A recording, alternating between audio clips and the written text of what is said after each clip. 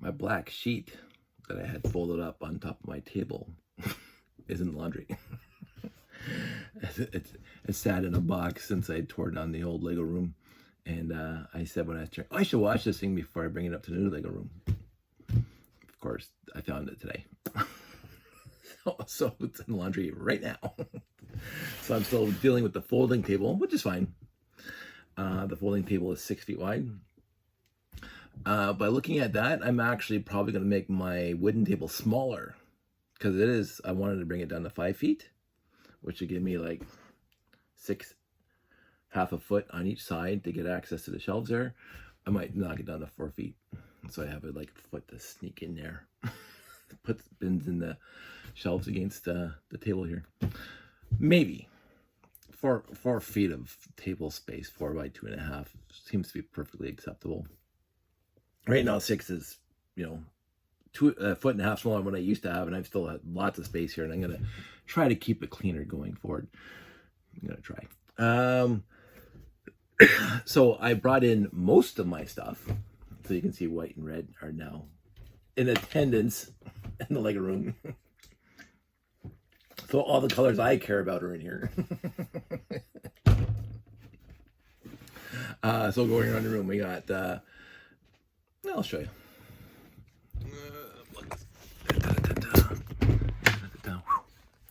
So starting here, we got all the trans colored pieces, the yellows, reds, blues, whatever. I'm going to downsize light blue for sure, because there's a lot. I got 3 shoe boxes full of light blue, and I don't care about light blue. It's not really in classic base. Trans clear, I got 4, but nobody buys trans clear. So trans green, trans neon green, I'm going to sort out so I can put it in one of those little Jeff VW sorting method. Trans dark blue is already done with the Jeff VW sorting method, but I still have 3 shoe boxes. So I'm debating again. I'm bringing way too much stuff to Bricks in the 6th, but I'm debating if I'm going to bring some of these too and do the baggy thing like I did over in Brickomania, where I say $5 per Ziploc and you fill it up with whatever you want. And that should get rid of a lot of pieces, really, especially this stuff. Trans yellow, we'll talk. Trans black, I don't mind dumping that whole thing. There's nothing really too much in trans black for me that I'm interested in, but trans neon orange and trans green, I like for overall. And so just going around the room, we got yellow, we got red, we got white, we got black, light gray, and blue. So all the original colors. I got green here. Technic stuff down there. So that's that. Over here, I got all those. I got some tans and some way over there. I think I got. Oh, that's over here. So I want to see. So lime green, oranges, browns, and dark reds and stuff like that, which of course I can't see. Dark blue and purples over here, and light blues and stuff. Down here, way down here, I got my old dark gray and other colors. So and over there on the other side, I have everything else. Those stacks of bins right there are what I'm selling straight up, the whole thing basically. I got 16 by 32 base plates, a whole bunch of colors. I got my Z-Nut, which is already sold. I just have to bring it to Bricks in the 6. I got these 8 by 16 and 10 by 20 green and dark gray, and other base plates. Cafe Corner and Grand Emporium, whatever. And a little shoebox right there of light gray, which is going to my friend Jeff, and green. And up there, I got 6 or 8 by 16 tiles with the hockey rinks on them, and then the 4 wide tracks. So I'm bringing that stuff overall for sure. Unless someone wants to buy it beforehand and come and get out of my room because it's taking up space.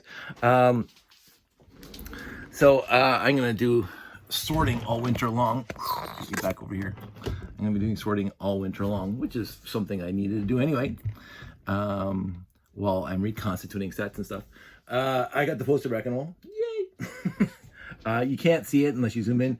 It's the French version of Lego Movie. just because I have friends à la français.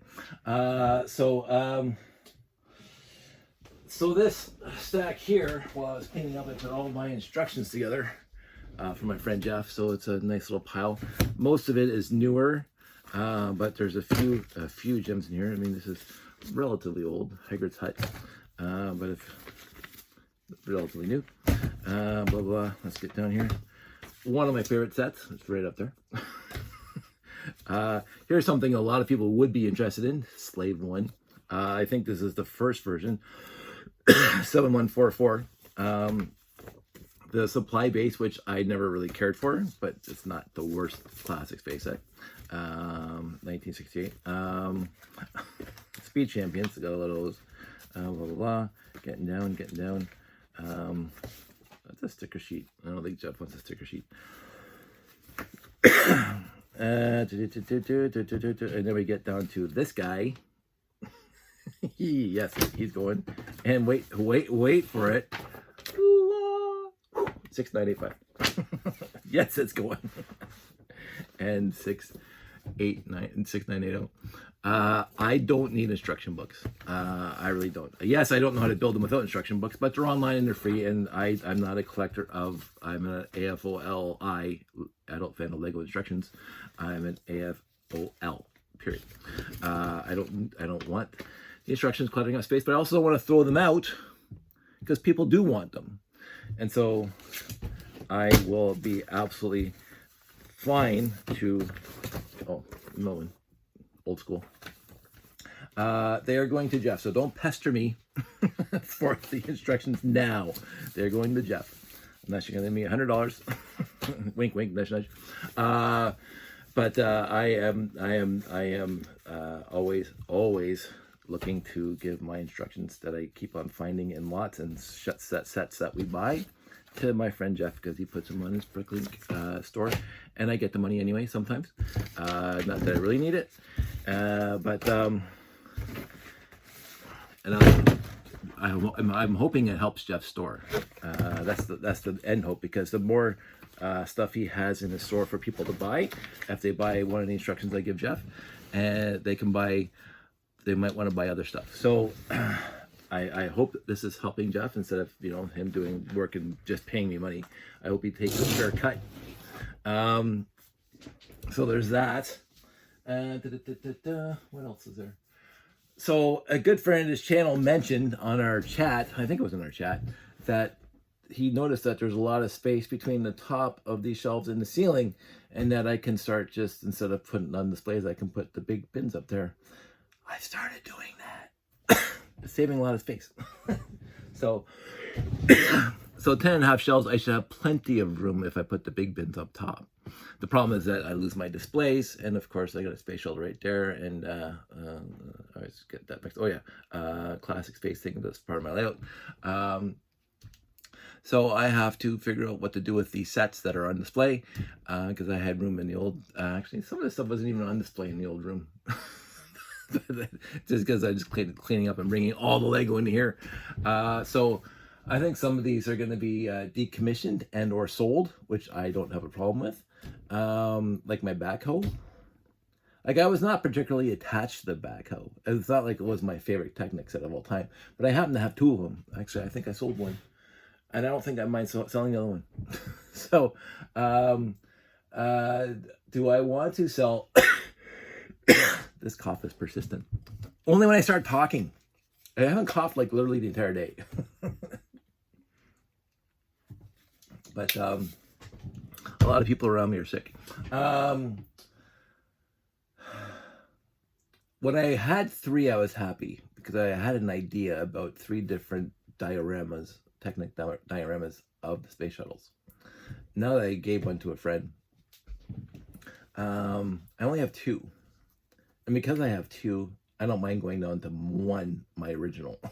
So I am severely contemplating selling one of my space shuttles.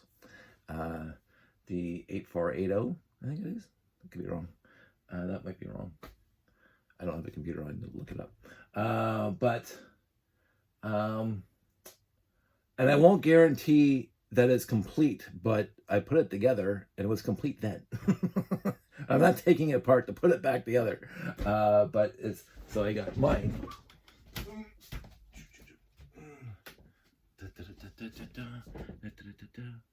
Seriously, for me, the best Technics that I ever put out. It's like not even a close competition. And I got this spare one. I have a spare space on. So I do not mind. Woo, I do not mind losing one of these.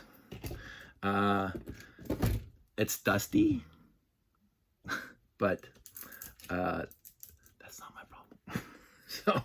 so if somebody wants to buy a space shuttle, I'm here for it. And sooner rather than later, like I want to get the stuff out of here even before it breaks into 6. So if you are interested, drop me a line. I'm in Hamilton, or I work at Burloak and the QEW. So if you have an idea that you want one of these things that I've been talking about for the last couple of weeks, by all means, like with all seriousness, it's time to get it gone. But of course, I'm going to keep my original. It's got the stickers on it. My other ones I got in used lots and they didn't have the stickers. I'm going, because this was always my favorite set. I may have had this thing apart after I put it together once or twice, but I don't remember having it apart after I put it together after the first time. It is a gem. I don't know what the going rate is on the space shuttle, but I do know, oh, those pieces, right there, this way I was holding it. I do know that it's worth something, but again, I'm not out to buy a cottage with the money I'm making off of this stuff. I'm out to get rid of it. So this is like a true garage sale. I mentioned before, I don't want to be taken for a bath or being taken advantage of, but I trust people. So let me know what you think is a good price for a space shuttle. We'll work something out and you can come and pick it up. So, or I can bring it to Lego dinner, although Lego dinner and Bricks in the 6 are basically the same weekend. No, I think Lego dinner's a week before. I have to look up at a map, or on a calendar map. But the micro motors do work on both of them. I did test that in the last couple of years. But it is something I want to get going. Other than that, I'm looking up at I'll put these back up here. I'm gonna pull up the landing gear. I can put it right there like that.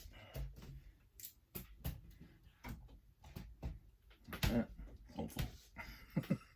Don't fall. Smash.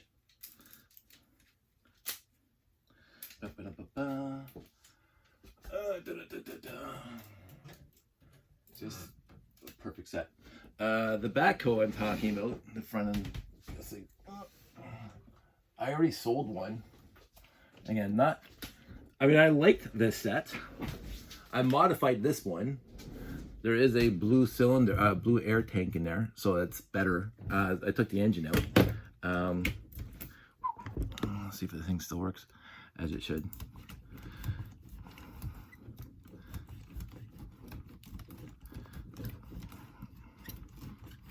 This is going well. It has been a long time. There we go.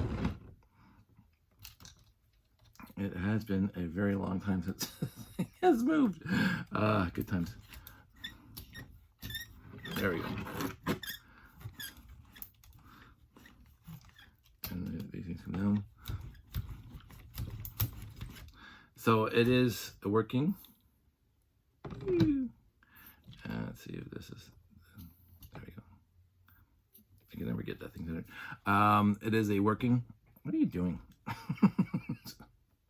Don't do that stuff. It's a working backhoe, and I want to get rid of it because it has been together for a million years. And I think it'd be nice to have the space back. So I think I actually would put these things up on Marketplace and see what happens. But I'm gonna go on Bricklink and find some pricing for it, and then but if you contact me, we'll talk. So other than that, I got a yellow castle almost completely built, which is fun. And yeah, I'm very happy with the room. I think the room's pretty awesome, and it's going to take a few more tweaks to get it all fixed and completed, but for the most part, my entire I'm going to provise this, almost my entire light blay and dark blay I want gone, straight up. I'm going to figure out how many pounds that is. I'm going to sell it by the pound. I don't want to ring it in here. It takes up too much shelf space. It takes up too much room. It takes up too much everything, and I don't build with it. I plan on keeping the tiles, the dark blade tiles, and some miscellaneous other pieces, but the rest of it I want gone.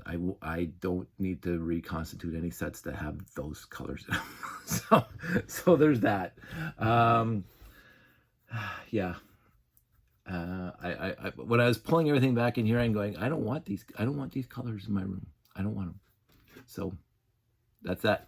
What else? What else do I have?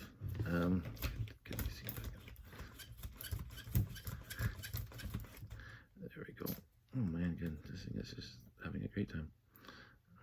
It has been a long time. Up.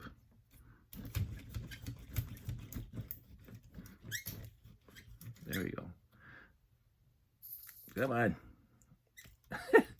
Put that over there before it attacks me. Other than that, be lots of tires. Straight up, lots of tires. Lots of overflow, but I already had that for Brickomania, and I'm going to get a lot more for Bricks in the 6th. So I'm going to start doing that as soon as my sheet is dried in the dryer. I'm going to start sorting out my smaller parts of white and my smaller parts of red, and anything overflow is going to go into Ziplocs. I'm going to bring that to Bricks in the 6th. I was severely debating, because this thing is, the entire thing is pneumatic tubing, rigid and flex hose, and all those cylinders that I have from all the collectings I've done over the years. Again, for me, I only need to keep a few. I don't need to keep all of it. But I think all the good stuff is not there, because like the pumps and stuff that I made, I still have in other boxes and stuff. But to dump that thing. Oh, I got the burpees right now. What else was there? I still have the this thing is on Marketplace right now. And nobody's said anything about it. I had a few people said, oh, I'll be right there, and they never showed up. So whatever. This is my concern about getting rid of Lego brick. And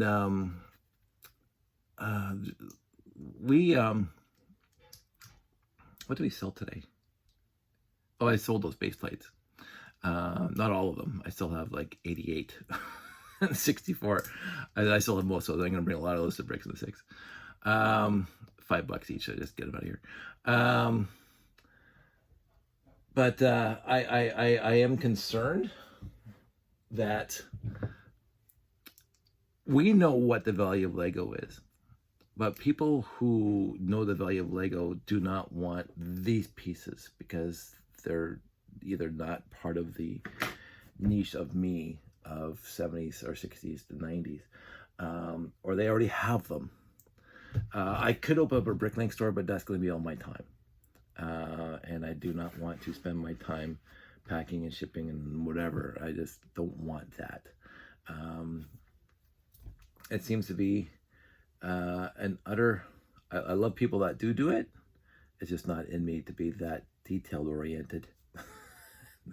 And I would say used good condition, and they're going to say, oh, this thing is too yellowed. Oh, it's not used good condition, it's too yellowed. And again, I've talked about that numerous times. I don't want that fight. I'm not interested in that fight. So as is, pick it up and go. It's perfect for me. So that's my plan. I had other things to talk about, but I don't think I'm going to talk about them right now. I am getting settled in, and this is going to be, it's not, I got a light right above me, so the table is nice and lit now.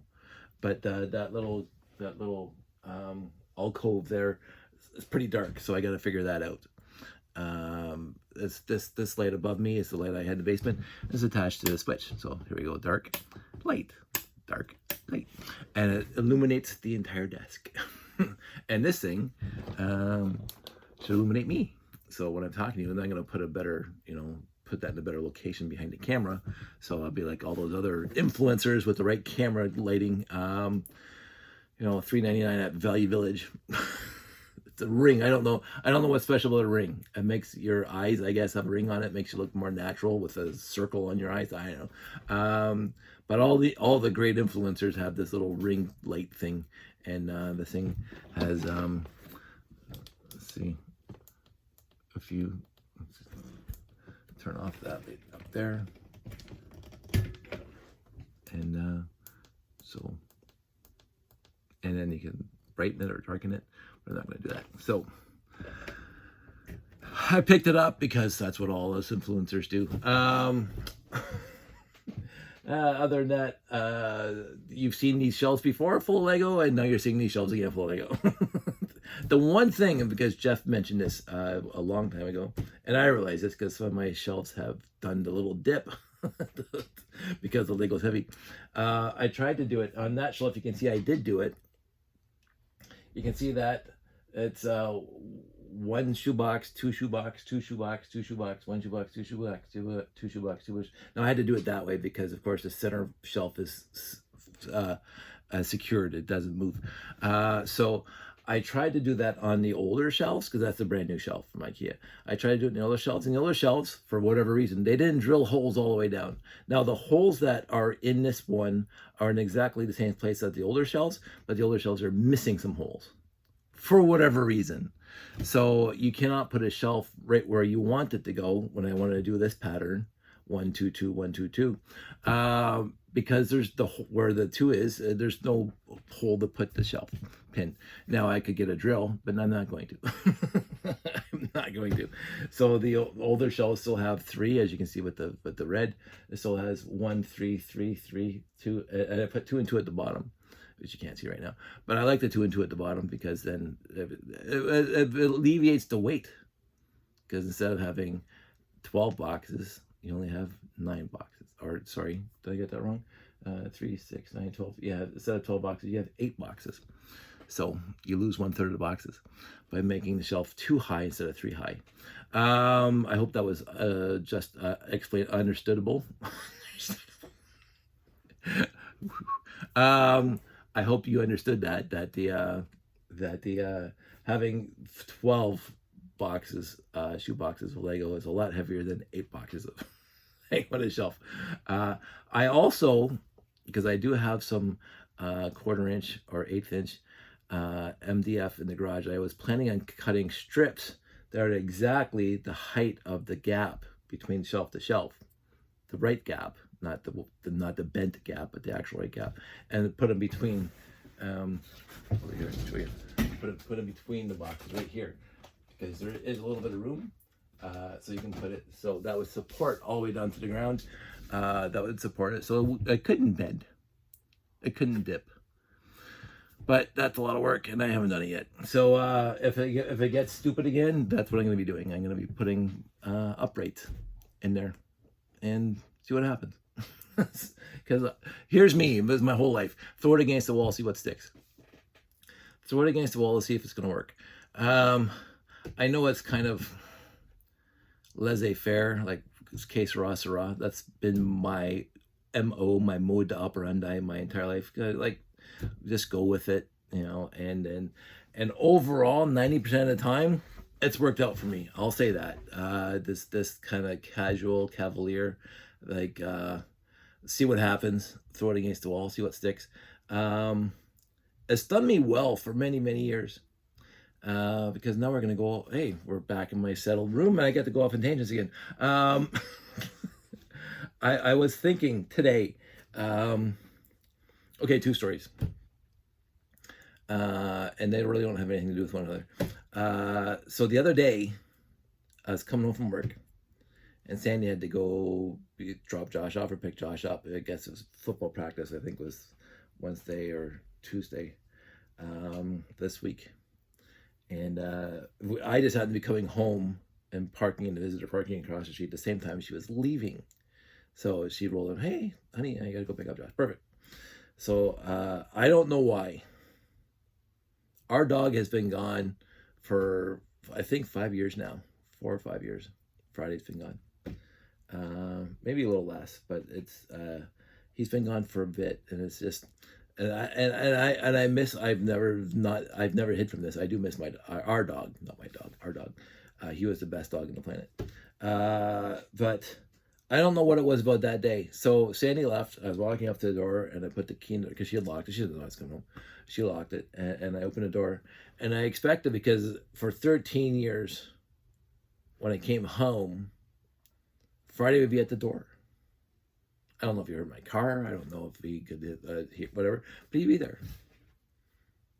And so I walked in the door the other day. He wasn't there, and I was very sad. Now, to be sad, earlier in the week, I've heard 2 or 3 of people online that I don't know personally, but they're people I follow, talk about how their dogs have recently passed and how much of a heartache it has been to have that happen. But Sandy also remembered when I told her this story, that was Friday's birthday this week. Last week. Or, yeah, Tuesday, Wednesday. It was his birthday.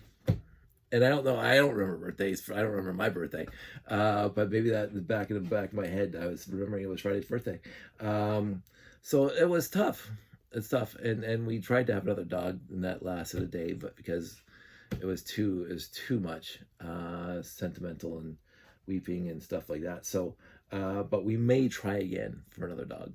Maybe in a year or 2. Maybe. So this next story has nothing to do with that. I think her name is Shaniqua. I think. I could be wrong. Although she was Michael Burnham on Star Trek Discovery. I could be 100% wrong. It might not even be close to Shaniqua. I loved Discovery. A lot of people didn't. I love Star Trek Discovery. I loved all Star Trek. All Star Trek has its greatnesses and its weaknesses. Every single one of them. There's not one that doesn't have a weakness. Some people say DS9 was perfect. I said, that's not a chance. I am honestly suffering through it. And again, I like DS9. I like all Star Trek, but I'm suffering through DS9 because it's like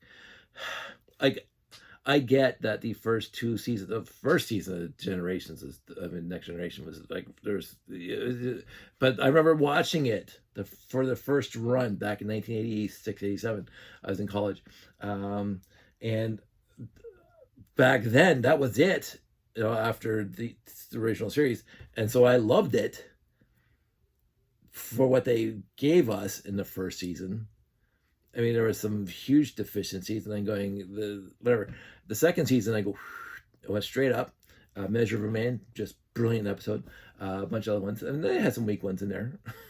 The outrageous Ocampo, whatever, doesn't matter. But the third generation, chef's kiss. Fourth generation, chef's kiss. Fifth generation, okay, they're kind of too comfortable in their whatever, and they started doing some really, I mean, Star Trek's been esoteric to begin with. Cerebral, as they said right from the get-go. I don't mind the esoteric, but the fifth and sixth, like, yeah, Dr. Crusher and the ghost, like, I just cut that episode out. There was, like, for me, there was literally nothing redeeming about that one episode. Like, I'm watching it and then going, there's not even a good quote in that episode that I can, like, grab onto and say, oh, okay, I forgive this episode. There was nothing in that episode. Again, it wasn't the worst episode. By far, it wasn't the worst episode. Spock for me. Code of Honor. Oh my goodness. But anywho, so Star Trek Next Generation caught on, became the best series ever.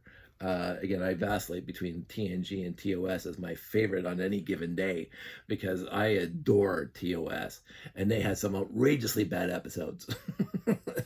but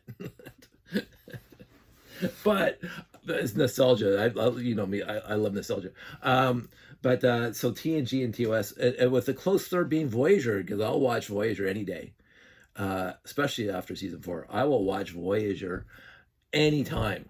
And again, Voyager started off when you're watching it for the first run, because I watched all Star Trek for the first run, like literally any new Star Trek iteration, because I was too young. I was not born in 1966.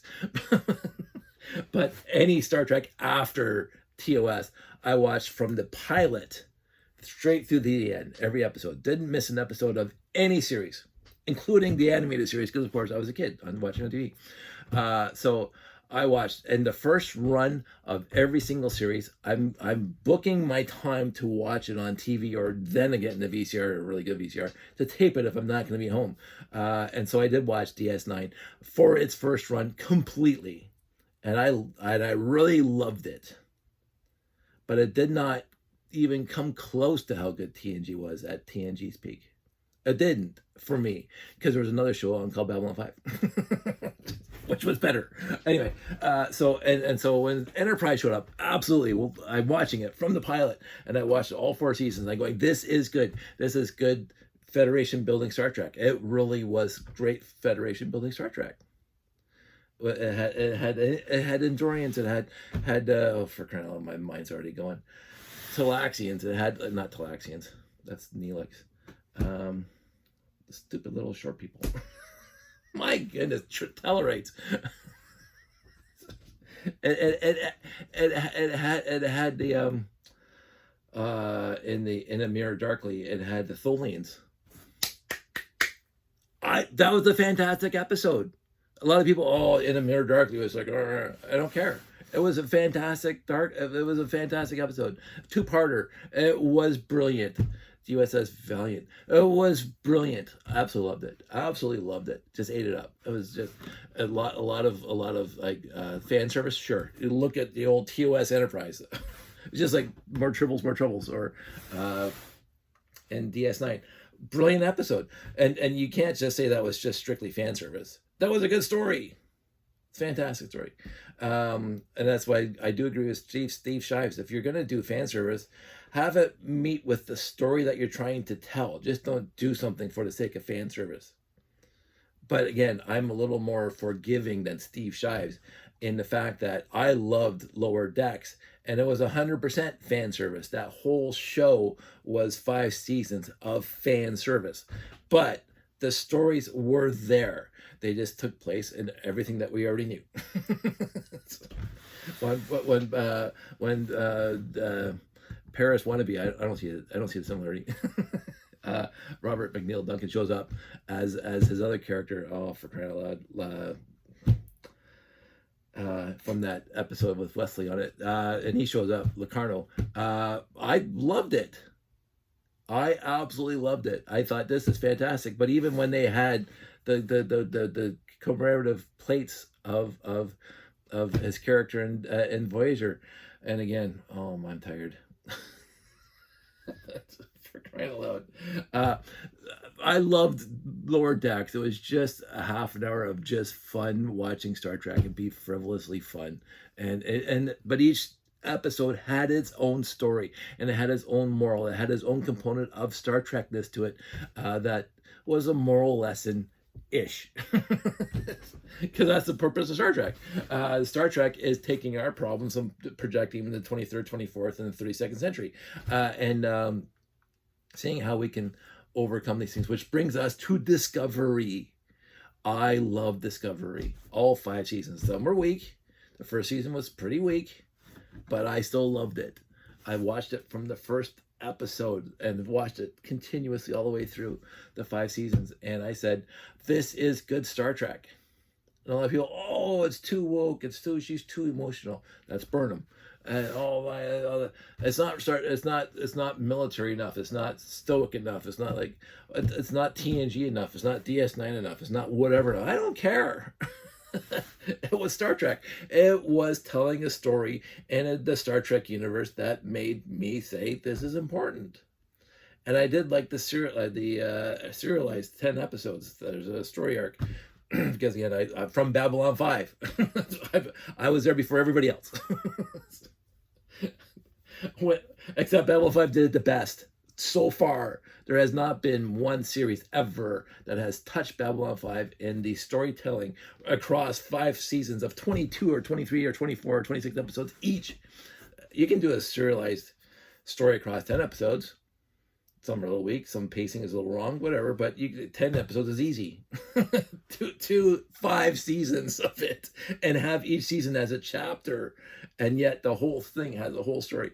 Oh my goodness, JMS, my hat off to you. Anyway, so Discovery, I loved it, and I love Michael Burnham. I thought she was fantastic. I thought the actor, again, Shaniqua, I think is her name. I'm going to be wrong on this one. I thought she was great. I said, I want to see more of this actor do other stuff. I said, she convinced me that she was Michael Burnham. And she was this character who has passion, like deep-seated passion for Starfleet and what Starfleet stands for, and doesn't mind crying. This is the 21st century. This is not 1960s and 1970s where everything has to be, you have to keep it inside, and keep, like Spock had to keep his emotions down. Like that was the whole point of TOS. Like they didn't have overt displays of emotions as a plot point. The gym, which was on today, which is great, with the for crying out loud, not Journey to Babel. Oh, come on. Spock's got the bloodlust and had to go see T'Pring. But anyway, I used to know episode names. Poof. Oh, my memory. Somebody's gonna post it, and I'm gonna hate myself because it is in my amok time. How did I forget that? Oh, my mind is a phenomenal place to be right now. But Amok Times, like one of my top 5 favorite TOS episodes. There's the Balance of Terror, which is just perfection in one original series episode that they repeated in Strange New Worlds, which again blew my mind about how good that was, from a brilliant episode from TOS. So Balance of Terror, the Enterprise incident, I cannot talk about how wonderful that episode is, and how much fun seeing Scotty say, "Ooh, be my pleasure. I need a uniform." It's just, that'd be great, Scotty. If I'm in a bar fight, I want Scotty beside me. Which brings up more trouble with tribbles. Sir, they made fun of the Enterprise. But anyway, so we'll get back to the Michael Burnham and the actor who plays Michael Burnham. I loved it. I absolutely loved it. I wanted to see more of her do something. And so I found out a couple weeks before, actually it was just a couple days before, when I finally saw the preview for Boston Blue, which is the spinoff of Blue Bloods, which I watched. I wish I caught it from the beginning. It's the one show I wanted. I remember when they say Selleck's coming back to TV, he's going to be in Blue Bloods, and I said, I'm going to watch this show. And I don't know what happened, but I missed the pilot, and therefore I missed the entire first, second, third, fourth season. I don't know if it's something else was on or I'm busy. So I didn't watch any of it, but my buddy John says, "Oh, Dave, it's like the best show on TV." So I go, I know, I wanted to see it, but I wanted to see it from the pilot, which I still have not seen. But I started in season 4 or 5, and Sandy and I would watch it all the time, every episode. Blue Bloods, fantastic. Danny Reagan, fantastic. So when I heard that they closed up shop on the Blue Bloods, and they finalized everything, and they shut down the whatever production, 12 seasons I think, and then all of a sudden I hear a couple years later, hey, Danny's going to come back in Boston Blue. I said, I'm going to watch this because I loved Blue Bloods. And then just a couple days before, I saw a preview, and I go, hey, that's Michael Burnham. That's what I said. And then before the show started, I see her again, Shaniqua, I think. I'm gonna say it wrong, and people are gonna hate me. Come on, I said, "Oh, I know that you like me in my other show, but I'm gonna be starring in Blue, Boston Blue, and I'd love it if you want to watch me here." And I'm going, I'm already signed up. First of all, it's a spin-off of one of my favorite TV shows ever. Secondly, you're gonna be in it. Of course, I'm going to watch this, and I can't wait to watch this. And I was not disappointed. It is so far fluffy, which was Blue Bloods, family oriented. It's a different family. It's her family, not his family, and they are different, but that's expected because they're a different family. They're not the Irish Blue. They're a mixed family of very, very, very various backgrounds and various religions and various beliefs and various understandings. And I think that's perfect. I think in the 21st century, knowing how diverse everything is, that's what I want to see, which is why I've been watching Star Trek since I was 4. The diversity and people's opinions, and it doesn't matter where you came from, as long as you're all working together towards one goal. Okay, all the hoppy fluffy stuff, you're working with each other to get to an understanding, a destination, a problem solving, whatever it is. We're all working in that one direction, and you have your ideas over here because of your background, you have those ideas over here from your background. We all come together, and that's what Star Trek Discovery was perfect for, because every single character. Now again, one of the things that Star Trek Discovery was not good at, which is the same thing as TOS, was that you had the main actors, and you got to see a lot of background on the main actors and how they got to where they're going and blah blah blah, and the people on the ancillary workstations around the bridge, they did their job. There was very, very few. They were nice. They had wonderful lines. They did whatever, but you got no understanding of who they are, except that's the helmsman, and that's this person, that's it, whatever. And so people say it's the Michael Burnham show. Well, it wasn't just the Michael Burnham show. The other 3 or 4 actors that were prominent were hugely featured. Jet Reno, I think her name is, the chief engineer at the rescue from the asteroid that time. She was brilliant. She stole every scene she was in, and I keep going with that. But the other characters were just always there to support the main characters, and I'm going, it was just the same as TOS, and people complained about that. That's one complaint that I would have about that show, because you watch. Okay, the also thing was what 5 seasons Discovery was, so that's only like 50 episodes. We had 79 episodes of TOS. Across C seasons, we got 50 episodes of Discovery across 5 seasons. And we didn't get enough of Chekhov, we didn't get enough of Sulu, but we still had some flashy moments of whatever, because there were some, not focused, the entire episode focused on Sulu, but Sulu did stuff. I mean, talk about the Naked Time, which is we won't talk about Naked Time. And Chekhov had that one in the arena. It wasn't arena. No, it was the Gamesters of Triskelion. I love TOS names. I love TOS episode names. TOS episode names are my favorite episode names of any show ever. Whom Gods Destroy will never ever leave my head. I will not forget that one. Whom Gods Destroy by any other name. Oh, just brilliant, brilliant episodes. Oh, Tomorrow is Yesterday. Maybe, was that? Yeah, that was. I think it was either the TAS or TOS. Just absolutely the empath. That should have been a Twilight Zone episode. I've talked about that before. The empath should have been a Twilight Zone episode. definitely not a Star Trek episode.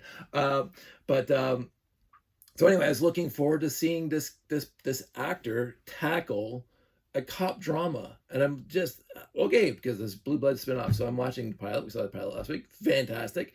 It wasn't knock Ernie Hudson's in it. If Ernie Hudson's in something, I'm gonna watch it too, because Ernie Hudson's one of my favorite character actors ever. He showed up, the first time I saw him was on Ghostbusters, and I'm like, this guy, even though he was the 4th in the trio there, he didn't have too much to do except, tell Ray, when somebody calls you God, you say yes. Somebody asks you if you're God, you say yes. But since then, Ernie Hudson's done so much stuff, and it's all been good, and therefore I'm going to watch him. So we watched the pilot. It was good. I liked it. And then we saw the second episode. Good. Liked it. And so I'm going to be watching it. I don't say religiously like I used to with TV, but we got the PVR taping everything now, so it doesn't matter. You're constantly deleting stuff because it's full. But then I'm going through the TikToks or the Facebooks or whatever, and somebody posts, "Oh, this is a great show," and then I go into these comments, and I have to stop reading comments, and I think that should be my New Year's resolution: is to enjoy what I enjoy, and don't give a flying F what anybody else thinks about it, because I didn't with this. I want to be clear about this. I don't know why I can't apply this, my appreciation of this, my entire life, to the rest of my life. I don't know why. I want Star Trek, because Star Trek's just always been a way of my life, and people made fun of that a little bit. I just didn't care.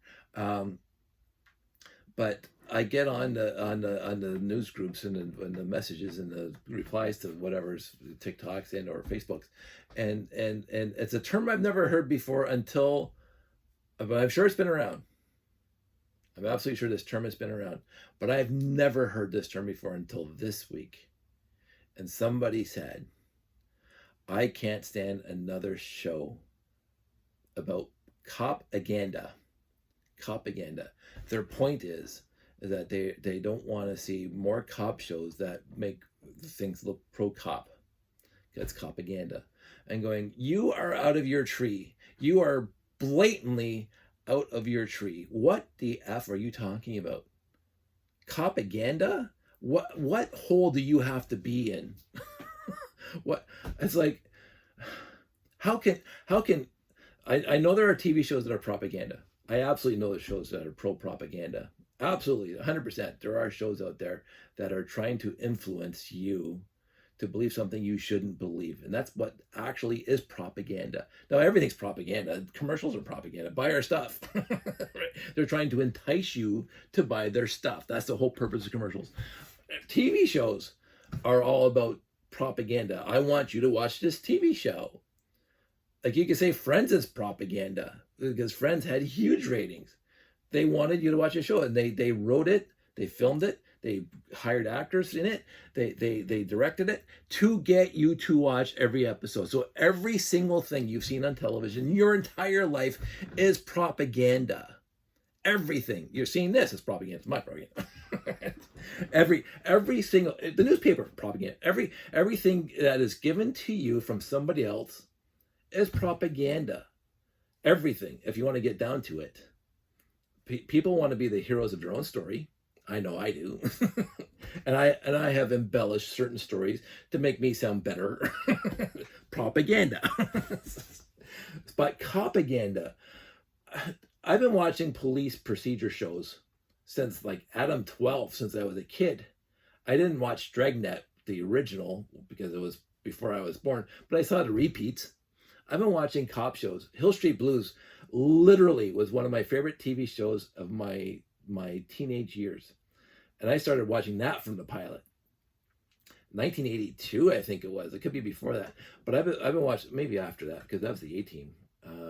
But Hill Street's in that time era. It was the first show that I remember where there was a bevy of stars. It wasn't just focused on a family of three, or like a detective show of two, and everybody else is ancillary. They had they call it. I'm going to forget this one. I'm not going to remember it in this conversation. But since it has a whole bunch of people, Russo and whatever, and all the other people that Daniel J. Travanti, Barbara Bossum, and all the other names. And this is where what's his name? Franz got his start. Not my favorite person ever, but he was good in Die Hard too. It was a multiple character show. It's like a soap opera, which I didn't watch, but it was an evening time soap opera with there was no three main stars. It had a whole bunch of people. Again, I forget the name of what kind of shows when you have like 7, 8, 10 people, and it's not a soap opera. But anyway, so I've been watching police procedure since I was a kid, and they're all propaganda. And the one thing, the one defining thing of shows that I love, because I love Hill Street, straight up. I thought Hill Street, and that won Emmys. I loved Hill Street. I don't think in my lifetime another show has, because usually the first time they do something, it's usually not necessarily the best ever. They always say the first time's the worst. So because you learn and you get better. Hill Street, I don't think anything has come close to Hill Street since Hill Street was on. For the gritty, Joe Spano, he was in like Apollo 13 and all that stuff. He's been in a whole bunch of stuff, but he's got his start in Hill Street. And then the gruff guy that shows up everywhere. He showed up in I want to say, he was in the West Wing for a few episodes. I always forget. He always was scruffy looking. He was always undercover. He was like always flying off the handle. Great actor. When I see him, I look forward to seeing him. I can't remember his name now. But I shows that impress me, and this never has to be always the case, but shows that have impressed me my entire life, and I think it stems from me loving Star Trek since I was 4. Shows that impress me have a point to them. An episode has a point to convey, some propaganda to convey to you, whether or not it's a moral issue or an intellectual issue or a spiritual issue or emotional issue. How you're in this situation. So the episode will come up with a hypothetical episode. Little Tony has to deal with his death of his mother. And how does he do that? Because there's 1,000,001 ways of doing that. Well, Tony goes this way, and this is what the repercussions are, and blah, blah. And I'm going, oh, okay, I learned something. I have now expanded my understanding of how other people might handle these situations. And I've learned how to hopefully be a better friend, person, father, whatever. And that's nice. I learned that. A lot of people, even going back to, say, a show like Cheers or whatever else, they always got, and again, this is pre-internet, I don't know how I even know about this, but I found out through this stuff, that people hated episodes of Cheers where they're trying to teach you something, trying to make you feel something, instead of just comedy, set up and laugh, set up and knock out, set up and knock down. Like 2.5 Men. 2.5 Men was 100% set up the joke, and there's the punchline. Set up the joke through the entire 30 minutes, and you come away from it, yes, you laughed, but in the end, what's it mean? I cannot name you one plot of one episode of 2.5 Men, and I watched most of it.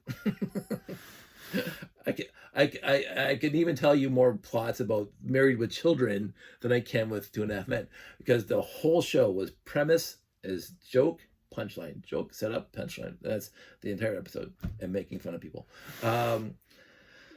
But every once in a while, Cheers wanted to do an episode that wasn't just all jokes. It had some sort of moral, that's a funny way of putting it, but just not like Archie Bunker, but a funny take on gay people, shall we say, people who are affronted by gay people.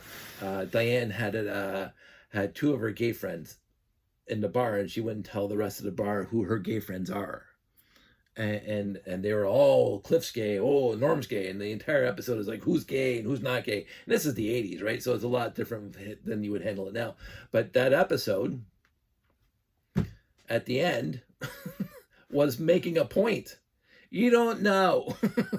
You can't tell from looking at them if they're gay or not. Sometimes you can, but it doesn't matter. It doesn't matter who they are. And that was the point. And I can't believe Cheers is trying to teach us something. It would be more woke, what we would call it today. Cheers has gone woke. I've been watching Star Trek since '66, dude. Well, not me, but Star Trek's been on 60, that's been woke since 1960. Archie Bunker, woke. You don't see it, but it was a satirical look at bigotry. Carol O'Connor has gone on record numerous times. You watch it in the interviews that he says Archie Bunker, people, oh, he's a lovable bigot. And he said, no, he's not. Carol O'Connor said that there's no way that you can. I'm gonna plug this thing because it's like a battery thing. Hopefully that works. They were making a point that you shouldn't be this way, that it's harmful. not only to the people that you are bigoted towards, but it's harmful to yourself. You're bringing yourself down. So anyway, getting back to all this propaganda, which is my whole point. How many? 54 minutes. Oh my God. It's garbage. It's such a garbage statement. I've always had, I've been personally affronted by, I've known bad cops. I've had a few come here during our issues with the neighbors. And again, they weren't bad to us. They just didn't care. They're just in for, I can say this, they were in it for a paycheck. They didn't give a rat's patootie about what's going on between us and the neighbors next to us. They just be better. You guys have to stop fighting with each other. And then they left. Yeah, dude, you can go away now. We are not fighting at all. If you look at the history, blah, blah. But just like Star Trek, just like those Cheers episodes, just like all these shows that had a point to them, whatever that point happens to be. KRP, my favorite sitcom, period, full stop. KRP had some brilliant episodes that dealt with issues. Brilliant episodes. Not just the Who concert, because that was a beautiful episode that kind of makes you weep now. But Venus getting arrested because he was mistaken as another black guy who was bad, and the cop goes, oh my, like the institutionalized racism where you see a black person and you're scared of them because they're black, kind of thing. So anyway, going back to Shaniqua, she, as far as I know, and again, I might have her name wrong. Michael Burnham. Let's call her Michael, because I know it's Michael Burnham. Michael Burnham.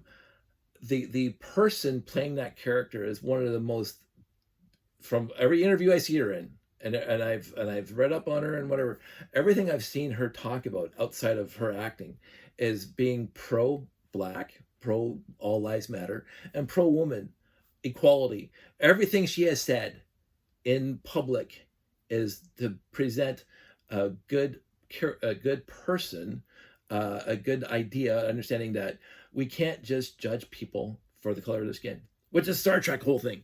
But so I thought she was brilliant for Star Trek. And so she shows up on Boston Blue, and people say it's propaganda. So how are we supposed to take that? Like, you don't want black people being black on a TV show? Like, what are you saying? We're in the 21st century. We are literally in the 21st century now, where people don't have to hide, should not have to, ever, who they love, who they are, what spirituality they have, what religion they have, what ethnicity they have. Nobody should be hiding any of that to anybody else in public. Like, literally nobody. We should be, I'm comfortable with who I am. I know who I am. This is who I am. I've been advertising it for the last 20 years on YouTube.